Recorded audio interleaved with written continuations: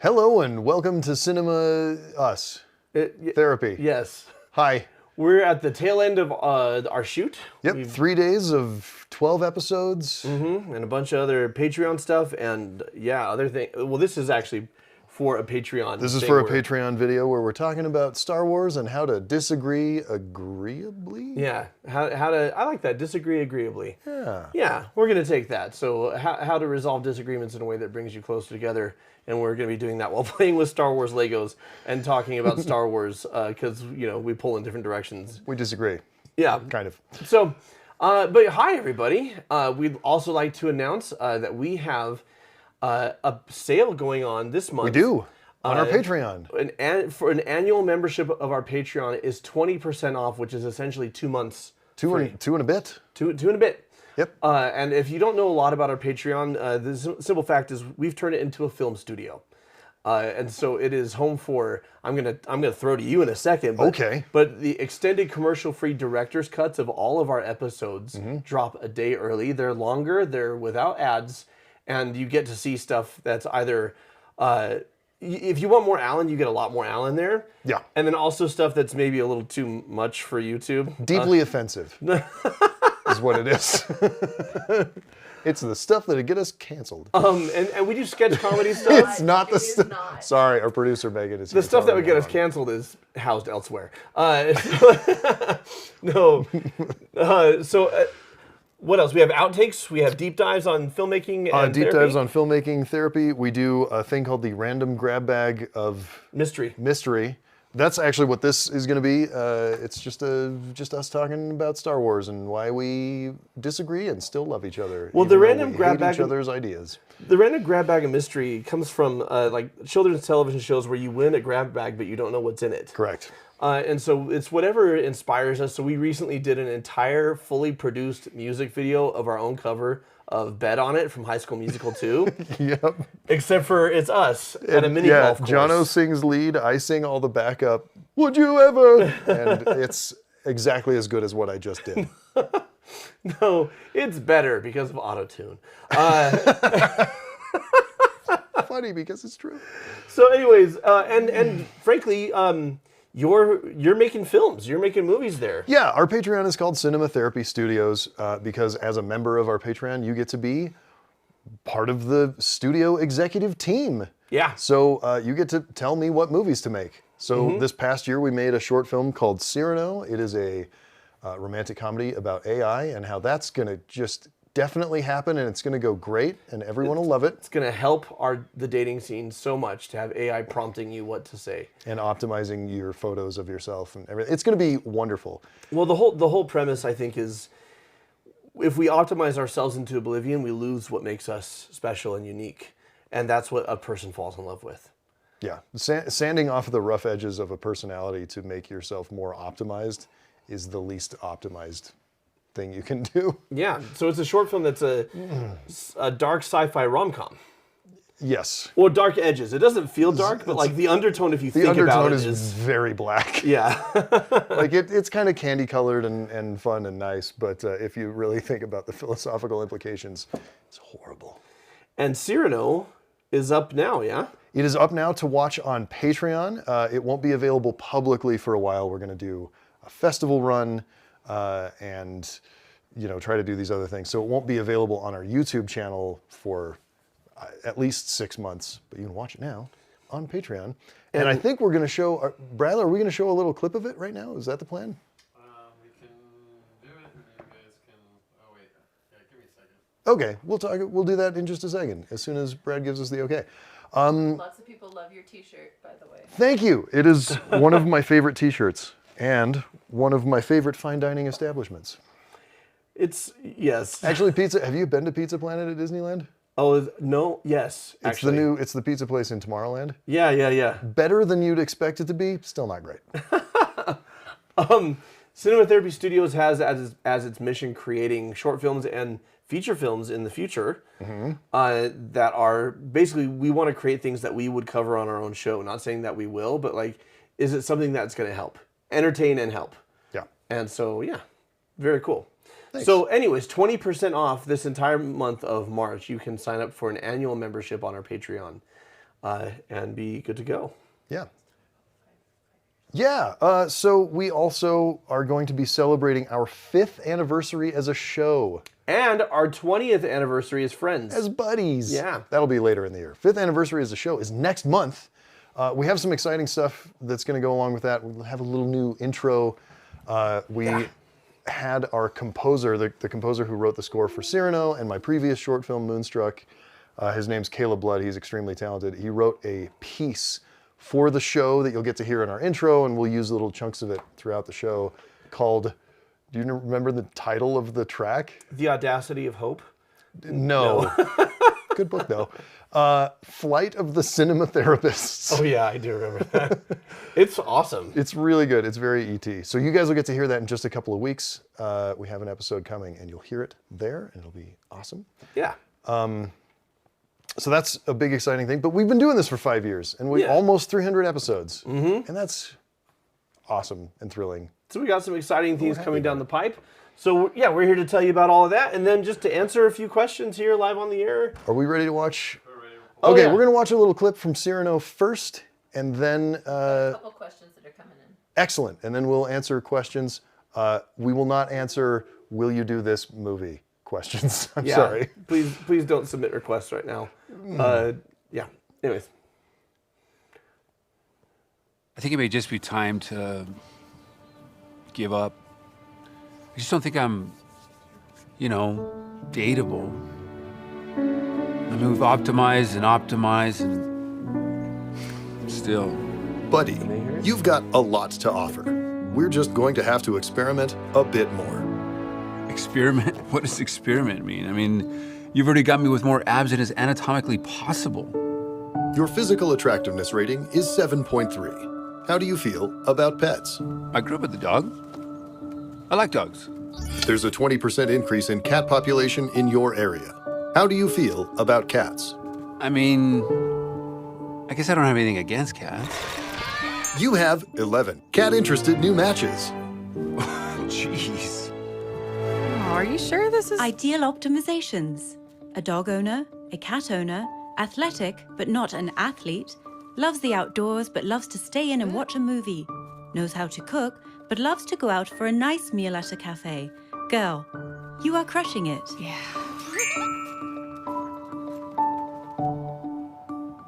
Okay. Should I book you a table at the usual location? Go ahead. Date registered to calendar for tomorrow evening.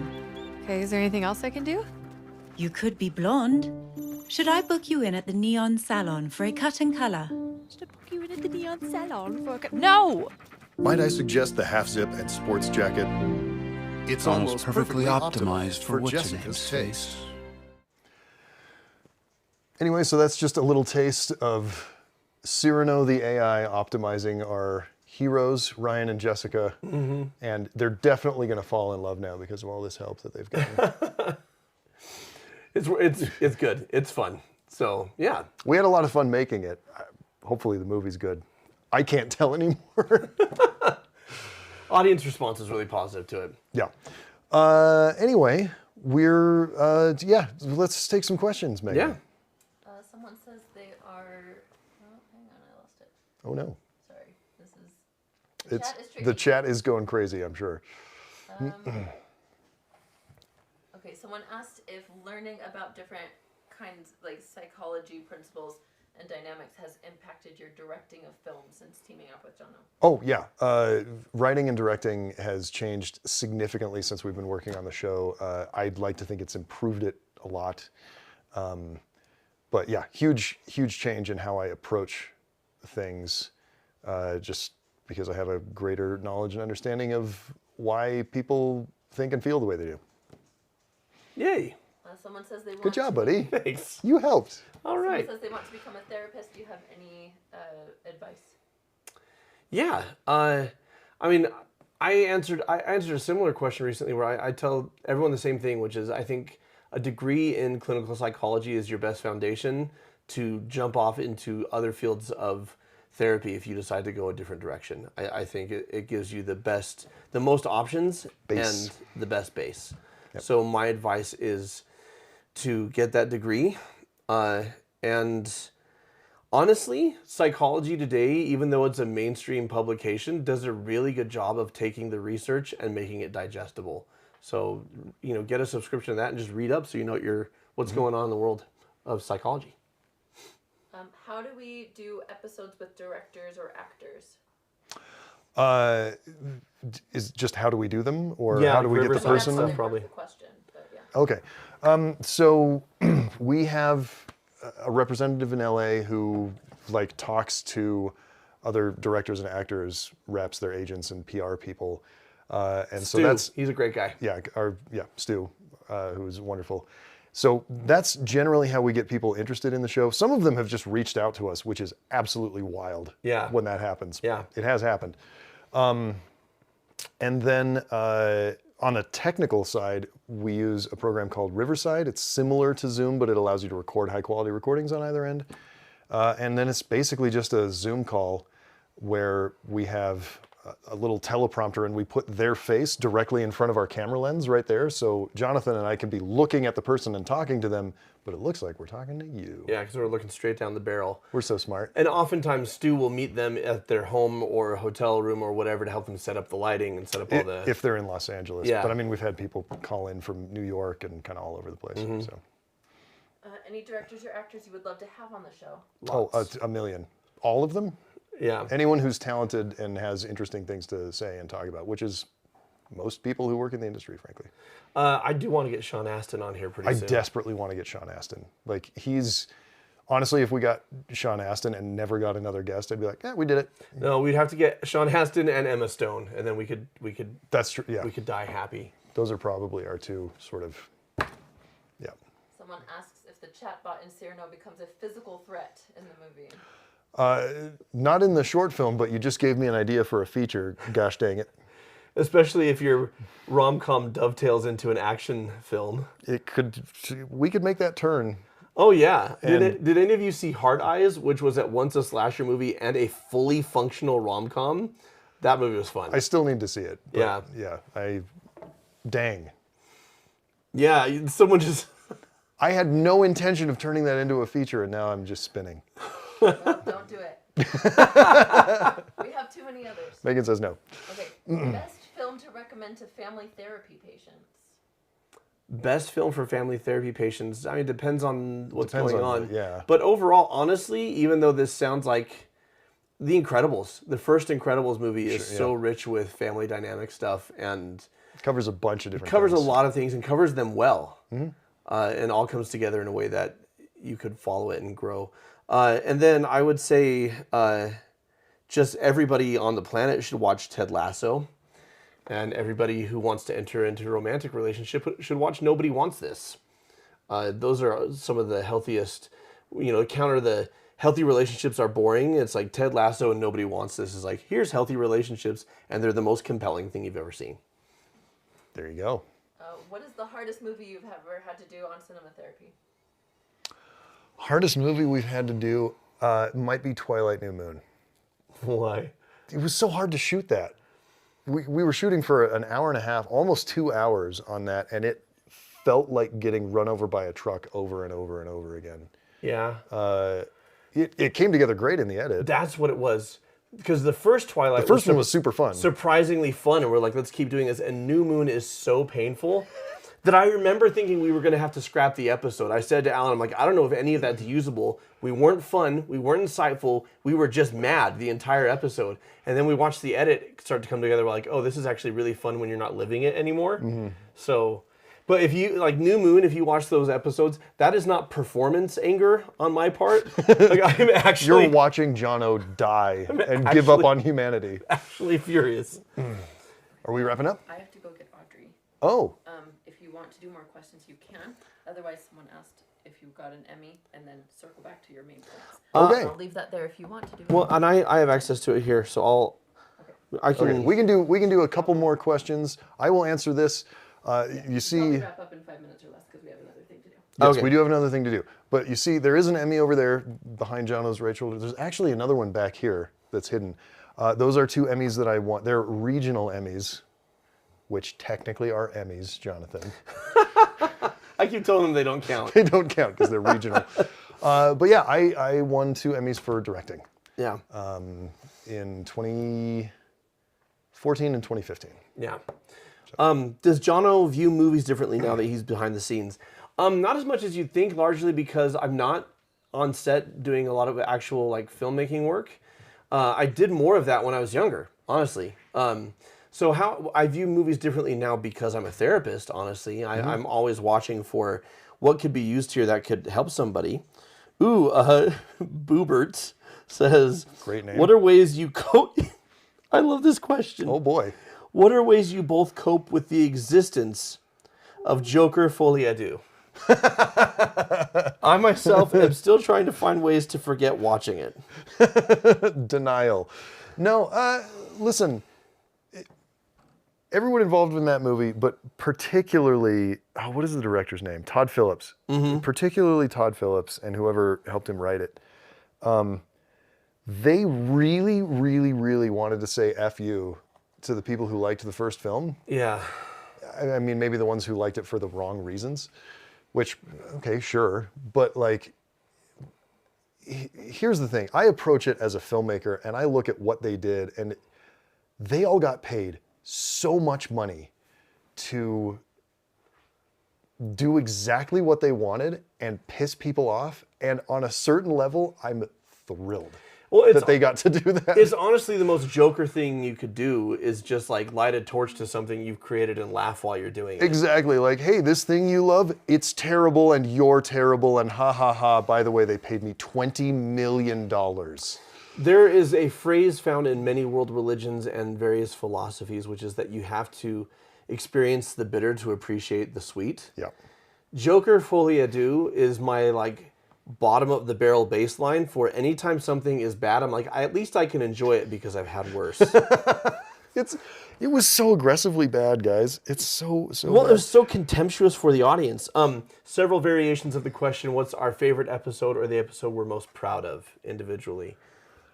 Man, we get asked this question a lot, and I can honestly say I don't really know. For the experience, filming at Pixar has to Yes. be like just for the whether or not it's the best episode or whatever. Like actually, I think it was a good episode. It I don't know was, if it it was was. the best one, but actually getting to go to Pixar and get the tour and meet so many people there. I mean, we got to meet Pete Docter and Jonas Rivera, and then we got to meet the director and producer of Inside Out 2, and we got to meet so many artists. And then- so many of them knew who we were. And turns out the people at Pixar are highly suggestible. Okay, where's this going? No, because I said the only thing I'm sad about is we only got to watch the first third of the movie. That's the only regret I have for the day. And they immediately said, "Well, do you want to come to the premiere? If you're ever in Pixar, just make a wish. Sometimes wishes do come If true. they can, they'll make it happen for you." Okay, we'll do 2 more questions. Okay. Ooh, favorite Pixar movie? That's a super tough question because there's like 10 or 15, Pixar perfect films that are like spectacular. Favorite, the one that I just go back to the most is The Incredibles. Yeah. I love The Incredibles. We'll do. I got a serious one, then a fun one. We'll call it. Is there a healthy way to approach the next few weeks/months? Did we lose a light? We did. Oh, it's just your backlight. That's okay. Approach the next few weeks or months after a breakup or relationship of 9 years. Yeah, Ooh. the healthiest thing to do is recognize that every hard thing that you go through, one, empowers you to help others, but also prepares you for future hard things. Yeah. This is the best time to not get into a new relationship, to spend time in reflection and on yourself. Yep. What did you appreciate? What do you need to mourn? What are you glad you don't have to deal with anymore? Yeah. And who do you want to be? What do you want to do differently moving forward? What did you learn? Like, take stock and inventory of all of that. And get to a place where you may want another relationship, but where you don't feel the desperate need for one. Because then you won't be just bringing anybody into your life so you can fill that void. It's more just about, no, I'm good on my own, but this specific person is who I want to bring in. Yeah. And kind of approach it as This is emotional weight training, or you just ran an emotional marathon, right? Presumably you were in a long relationship, it lasted a long time, you're out of it, you're sore now. It's gonna hurt for a while, but that recovery process is going to lead to greater emotional strength. So just think of it that way. And understand that you're gonna be sore, it's gonna hurt for a while. Did you watch Flow? So beautiful. We did, and we may have something coming for you on that. Last question: what advice would you give an aspiring filmmaker? There's a million things, a million pieces of advice I could give to an aspiring filmmaker. The number one piece of advice I give to every aspiring filmmaker is stop aspiring and make a damn film. Presumably you have a phone, and presumably that phone has a camera on it. You can write something, get a couple of friends together and shoot a scene. Yeah. And then the most important thing you can do is then edit that, because it will teach you what you missed when shooting it. It will teach you what you missed in directing the actors. It will teach you what you missed in writing it. The most important thing you can do is write something, shoot it, and then cut it, and experience the pain of doing that because you will watch it and go, why am I so bad at this? But you'll also find little flashes and moments of if the filmmaking really is for you, you'll find the moments and flashes of joy and oh, I did that so great, I could apply this to that thing, and you start putting together the puzzles, you get the beautiful mind moment of things are starting to come together. But just stop being an aspiring filmmaker and be a filmmaker. If you have made a film, you are a filmmaker.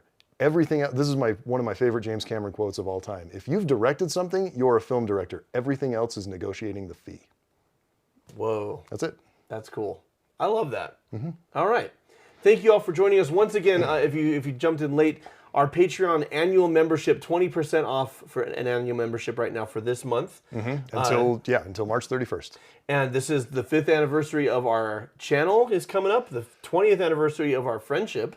This is a good year for us. It's a good year to be two white guys. Wow. Listen, we're trying to make it a good year for everybody. We're doing our best. No, I understood the dark joke there, the dark humor. I just want to make sure you all know. We know that we're privileged, so we're trying to use what we have to help everybody else. Trying so hard. Yeah. So thank you all, and we'll see you later. We love you all. Bye.